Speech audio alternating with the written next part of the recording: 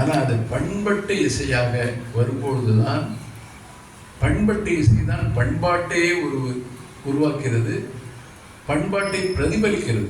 நம்மளுடைய கல்ச்சர் கலாச்சாரம். இப்போ நான் அமெரிக்காலாம் போறீங்க, அங்கே இருக்கிற ஒவ்வொரு பெற்றோர்களும் என்ன பண்ணுவாங்கன்னா, அமெரிக்காவில் இருக்கிற பெற்றோர்கள்லாம் தான் குழந்தைக்கு பாட்டோ டான்ஸோ சொல்லிக் கொடுக்காம இருக்க மாட்டாங்க.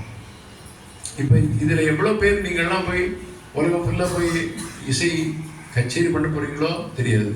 எவ்வளோ பேர் டீச்சர்ஸாக இருக்க போகிறீங்களோ. இதுவே வாழ்வாதாரமாக இருக்கு. இன்னைக்கு இசைக்கலைஞர்கள் எல்லாம் யாரும் கஷ்டப்படலை. புரிஞ்சது உங்களுக்கு? இப்போ நீங்கள் கற்றுக்கிற இசை மூலம் உங்களுக்கு வாழ்வே அமைய போடும்.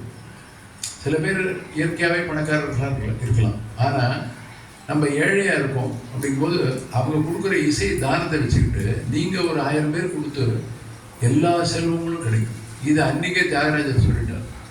யாகம், யோகம், தியாகம், போகம், இந்த 4 பலன்களையும் இசை கொடுக்கும்னு நம்பணும். ரொம்ப சின்சியராக கற்றுக்கணும். நீங்கள் அப்படி தான் கற்றுக்குறீங்க.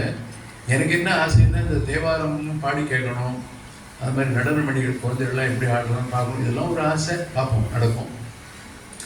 ஸோ இது இன்றைக்கி வந்து நம்ம சப்ஜெக்டுக்குள்ளே கொஞ்சம் போகலாம். இந்த கருவி பேர் என்ன தம்பி?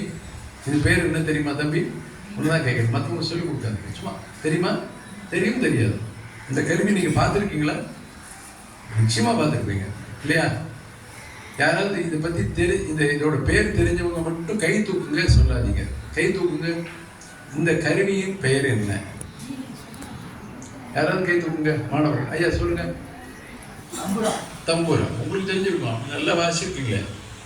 இது தம்பூரான்னு பேர். தம்பூரா தான் தியாகராஜர் கையில் பார்த்துருக்கீங்களா? தியாகராஜ சுவாமி இங்கே போட்டு பார்த்தேனே. எங்கப்பா வேற யாராவது கண்டாதீங்க. தியாகராஜ சுவாமிக்கு பேர் என்னன்னா, மும்மூர்த்திகள் கையில் தம்பூரா இருக்கும். இதுதான் தம்பூரா. அதை உங்களுக்கு காட்டணுன்றதுக்காக எடுத்துன்னு வந்தேன். இப்போ வந்து என்ன ஆயிடுச்சுன்னா, எனக்கு